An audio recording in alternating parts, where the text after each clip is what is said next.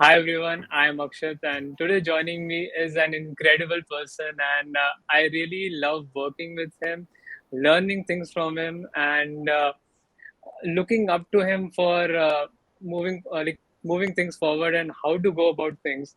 Because I really like his ideology, and he's a very stylish person. And joining us all the way from Spain is Nicola, and he's popularly known as Monkey.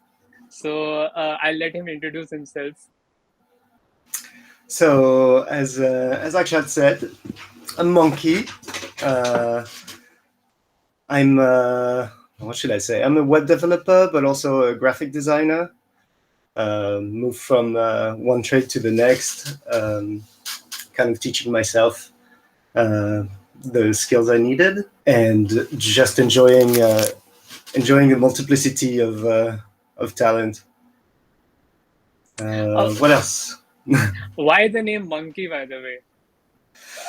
I just really like to climb things, and I'm a little cheeky, so it it, it appeared and stuck really quickly. Okay, and like, what's life currently for you? And apart from the work, how do you spend your leisure time? And what's that like for you? So life in Barcelona is really nice. It's only just starting to feel like winter, so we've been enjoying a rather pleasant long summer, and I do a lot of climbing, as as the name implies. I'm in a bouldering gym a couple times a week. Uh, and I like to make beer with one of our colleagues, Alastair. Uh, enjoying that very much as well. And I don't know, bike riding, hiking whenever possible and convenient, and lots of music, lots of books, Yeah. lots of cooking. Coming to that point of like, how did you encounter music brains, or was it music brains that you encountered, or because currently you are the book brains lead? So how did you come across MetaBrainz, or was it you who was involved in the making of MetaBrainz? So tell us about your journey. So I've known Rob, the founder of MetaBrainz, for quite a few years through an entirely completely different context, and was at that time some maybe 5 years ago. He approached me to redesign the logos for MetaBrainz. There's a multiplicity of projects, and all the logos were kind of like different or non-existent, and so the idea was to create some kind of brand identity and pull all the logos together, all the projects together under the umbrella of MetaBrainz, visually, I guess. Um, and so worked on that, discovered the MetaBrainz world and the community. It was really nice to see how the process works in an open source foundation like this, where users are jump into the discussion, and it brings both challenges because you have many more voices, but also I guess a finer sort of refined decision because everyone's been chipping at all the things that could be improved. Um, and so that was really pleasant. And a couple of years after that, I think, maybe, yeah, so about 3 years ago, uh, I was continuing in my transition from graphic design to more development, and I had been project working at that time for a couple of years with a software project. So I really honed my skills there, especially with Node.js on the back end. And so at that time, BookBrainz, which is one of the sister projects of MusicBrainz, was trying to push to have the project become an official MetaBrainz project. Up until then, it was entirely run by some dedicated volunteers of the community. Um, and so the decision was reached to kind of try to put more resources at it and make it grow. And so they were looking for a full stack developer to take charge of the project, and also generally MetaBrainz has needed people who can do graphic design as well as other things, as you well know, because we're a really small team, and you need people with multiple skills to fill in the gaps where we need. So my profile kind of fit fairly well with what MetaBrainz needed and what BookBrainz needed. So I started making some pull requests and kind of getting used to the code base as one does, as is a classic as well. Starting with the build setup, trying to update and revamp the build, which is always a complicated task. And yeah, got the job and have been working ever since for MetaBrainz really happily. Have the MetaBrainz projects always been open sourced, like since the dawn of the beginning for the projects? And was that a decision that was taken regarding some aspects, like considering some things, or was that the general approach from the beginning? I think the idea was there from the very beginning. Rob would be a better person to explain the finer details, but basically it stemmed from this community-based music metadata database that got privatized, and people didn't like having put all their effort and energy into a thing that then someone just decides, well, we're selling it and closing it, and that's it. You don't have the data anymore. Or you'll have to pay for it for the stuff that you put in. And so from here, you don't have many options. It gives a wider approach as well, and because MetaBrainz has become one of the most incredible foundations throughout the world currently, because the MusicBrainz is known worldwide, I would say, and there are a lot of people using our resources, and we never know that they would be hitting up a Google search and they'll be using some of the MusicBrainz data. So I do think that the open source nature does help a lot, and it is the go-to thing for MusicBrainz and all the other MetaBrainz projects. So an interesting thing I wanted to ask, that how did we come up with such interesting and incredible ideas of like CriticBrainz, BookBrainz, and MusicBrainz as such? So how do we come up with such ideas, and when do we think about taking them as a project? Like the dawn of BookBrainz was there, but MusicBrainz was already going on, and we know that the development is infinite. We can keep on working on the project for our lives. So when do we take that decision of going with another project? When does that point come? That's a good question. I don't know if I have an answer to it. I think to start with the beginning, I think the projects naturally come up from the community. When you have such an involved community, people figure out what together they're interested in. And so, for example, that was the idea of how BookBrainz came about. People were like, "Well, we've been doing this with music for 15 years or something, or however many years it was at that point. So why not do it for books, right? But why didn't we do it for movies? So, there's always the question of why the community decides to be interested in this aspect rather than that. How and when do you build that up is something that I lack experience in, which I'm learning on the fly as it goes. I think the openness of the community is something that brings people in when they do hear about us. That's the hard part, is getting people to discover your project.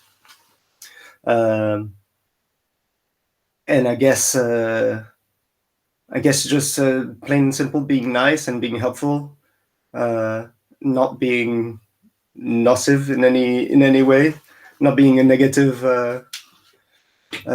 person. As to when do you grow the project, that's a question I don't have the answer to. But in for example, in the case of BookBrainz, and go back to it, the community was asked, basically. Like the people who are maintaining it don't really have the time to spend on it and to just invest all those resources. So do we drop it, or do we actually try to make it one of the projects and grow on it? And the community was positive that they wanted, that they were believed that in the idea of BookBrainz, which I agree with. I think for movies, for example, I mean, it could also be done, but it's really hard to compete with IMDb. That's very well known. In terms of books, I want to compete with the likes of Goodreads, because there needs to be open source alternatives, and there are a few as well out there, Library Thing and an Open Library and etc. Which we want to collaborate on, really collaborate with eventually, and try to have systems to give back to each other the quality data. Sounds really interesting. And currently, I'm seeing that our team is focused towards some of the projects. Like currently, we are working on Listen Brains a lot. So, has that always been a thing that the team comes around and gives the priority that currently we have to work on this project more, or that project more, or is it just like you can work on anything and just spend your time about anything? Or it's more about what the community is asking at that point and what the team wants at that point? In my short 3-year experience, it hasn't happened very much that communally, as the entire team, or coming from the little bit of top-down structure that we have, which is basically one person. That hasn't happened much at all. And it was in response to the COVID crisis and how we feared it might impact our livelihood and the security of the project. So we decided to try and grow Listen Brains a little faster, because it's something that people are really interested in.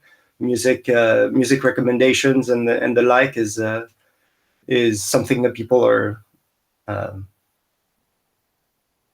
want alternative to Spotify and iTunes and I think so the decisions to try and grow that project really quickly was a good one, and more likely to bring in money in some form or other in the near future than, for example, BookBrainz or CriticBrainz or AcousticBrainz are.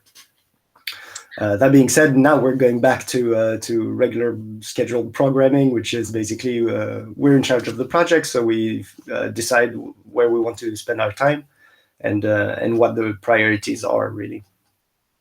I do agree that, because the projects that we are working on, they are incredible, vast, and huge projects. Like it's not that they can be done in just a month or two, because we do need a lot of time for it. Like, for example, Music Brains needs a lot of data from the community as well. It cannot function without that data. So these projects take a lot of time and effort also. So we do want to continue on them for the next 50 years, but we'll have to prioritize at some times, as you said. So I think that makes sense. And the whole bigger aspect is that we are going to continue on all the projects. It's just about the time and when's the right time for that project coming in. Mm-hmm. So Absolutely. So, you have been working for 3 years, but I would say that you do get to hear about the past experiences also. So, how do Yeah. you say that MetaBrainz has evolved in the sense? Um, hmm. How has it evolved over the years? Right. I think as everything starts quite small, there's a lot of changes that happen from being like a 1-person team or a 2-person team to being a 10-person team with 7 projects or however many. Um, I think it's in constant evolution. The interesting thing is compared to how I see other, for example, startups, how they operate. It's a very gradual and careful expansion, from all I can tell, which is good compared to searching for an angel investor and then growing the team from 2 people to 40, which I don't know how that works. I'm guessing not very well. Um, whereas the MetaBrainz model is basically pick people from the community who are already invested and then make them part of your team so that they can spend even more time doing what they're already doing. Um, and that slow process has been very, very beneficial for MetaBrainz from what I see, because the team feels like they always say, oh, we're a family, blah blah blah, but for once I find that a team of teammates is actually uh, all becoming a bunch of friends, and actually feels really nice. And I think you don't get that sort of energy from a team if you grow too quick. Haven't there been instances of people approaching MetaBrainz that, hey, let us buy your project or something like that? Like, hasn't there been ever a commercial approach to the data that, hey, give us all the data and we'll buy you off or something like that? Has that ever happened? I'm not aware. I wouldn't be surprised at all. But I believe it is technically impossible for that to happen the way the foundation is set up. And so whatever offer would be ridiculous, because it would really drive the point that they really didn't understand what we're about at all. Uh, and so it's not even insulting anymore to go like, oh, you think the money can buy us or anything. It's like, no, you didn't even do your due diligence, and you didn't read what we are, how we are, and Right, obviously, and that's very obvious because we can't be bought up. right. And what are the some of the things which you know about MetaBrainz and the general public wouldn't know about this success ladder? So some of the insights that you have, something which the foundation had to face, which wasn't so public as such because we had to deal it on its own. Something of that sort. I think there's some great technical commotions that happen once in a while that are like earthquakes, uh, that hopefully users don't even feel any tremors. But for example, when I was redoing the logos 6 years ago, they were in the process or preparing for, or they were really right there in the process of moving all of their infrastructure from the US to Germany. So they were changing their hosting, all the hosting. A lot of stuff is hosted on physical servers, basically most of our infrastructure. And so they stopped doing that in the US and started doing that in Germany, with how gigantic our databases are and the complications. I couldn't even describe it because I don't understand half of it, but it was a sight to see for a graphic designer who was just in awe with how they managed to have this team of whatever it was, 7 people, manage this gigantic thing seemed really far off. So I think the team does a tremendous amount of work for how few we are, and some of these technical challenges are completely invisible, but somehow probably the most stressful, because communication with our community is really nice, and we don't really have clients hovering over our heads. So most of the time, everything's quite civil and not so stressful. But the heavy technical work is nerve wracking. I really love the fact that we are very connected and open to our community. Everything is transparent, and everything is brought to the community first and then added to the projects, which is, I think, the best thing ever.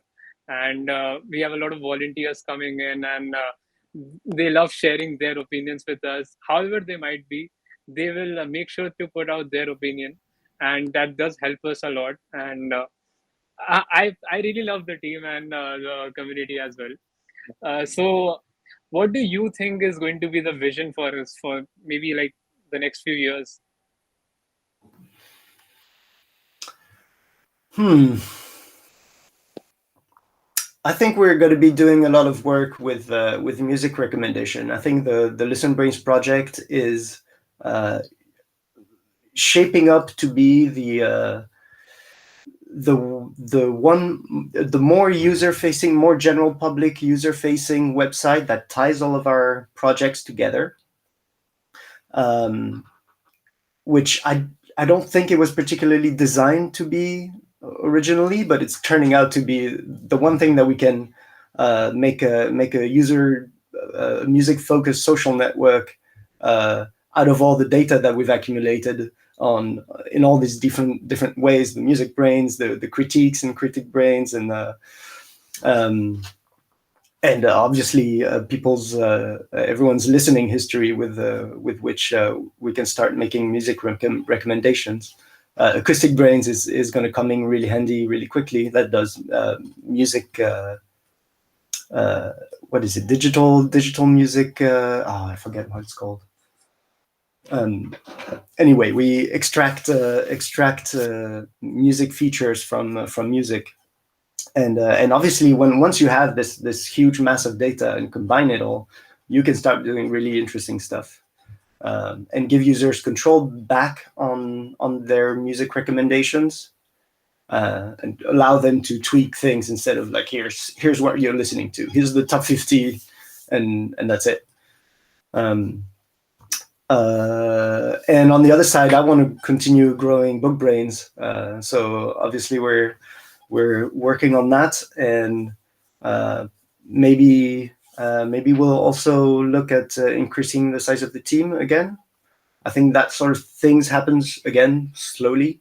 So when we feel the need, I think we'll continue growing, maybe 1 or 2 person in the short to long term. Sounds amazing, and I feel that at the beginning, the more focus, the MetaBrainz more focus was towards gathering and collecting that data. But now we are coming to the point that we are using that data and providing our visualizations, our platforms to the people. I think that's a big change, and that's opening up a new phase for the whole team and the foundation as well. So I really think that with all this incredible data, there can be in numerous projects, and we can maybe take over the industry as well. So, what do you think that what's the future of music industry going to be like, and how are we gonna help shape it? Yeah, I mean the music industry is all kinds of wrong, and I don't exactly know what shape it's going to take, but we're in a position that we can try and cut out middlemen and try to promote artists' work and find a way to push for more direct compensation. I think that's a way to improve the music industry. Make the music easier to find. So instead of being signed into a label that's going to promote your stuff or uh, twist Spotify's arm so that they sell more of your stuff. So instead of that, if we can have something that's really based on your musical taste instead of your musical taste and whatever sells more, I think that's a way that can help artists in general uh, move away from the marketing aspect as much as possible and more to their music, which hasn't been how the music industry has progressed in the past, however 30 years I've seen.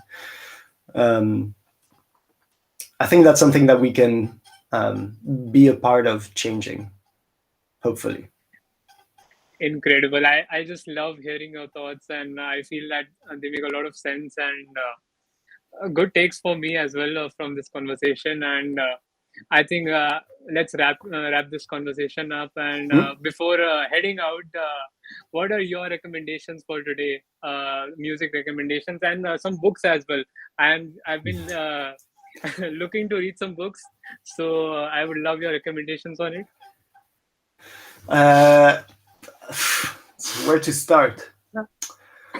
Um, yeah, actually, I lent a book just yesterday to a friend. Uh, it's a book from 1870 that's or so that is incredibly modern and is kind of uh, an extraordinary book. It's called The Life and Opinion of Tristram Shandy, Gentleman. Uh, Okay. the the writer is it's called Stern. I forget his first name. Highly recommended. It's incredibly, surprisingly modern for something so dated. And in terms of music, I don't even know where to start. There's so many. I'm listening to so many different things at the moment. But if you don't know him, I suggest checking out Moondog, who's Okay. this was this uh, blind street jazz musician that created a bunch of instruments and has I don't know, packs a gigantic amount of poetry uh, and super interesting life. He was dressed as a Viking in the middle of Wall Street, and just walked around with a scepter, all blind. It's a That really sounds interesting character. incredible. Mm. Amazing. So I'll make sure to link down your profiles from BookBrainz, ListenBrainz, and MusicBrainz. So everyone will make sure to uh, uh, follow you out and check out your recommendations mainly on ListenBrainz currently. And I think we do need that feature on BookBrainz as well, so that you can recommend me books. Yeah, So yeah, looking forward to that. yeah, Thanks a lot, Monkey, and amazing my talking to pleasure. you. Yeah, Thank nice you. talking to you too.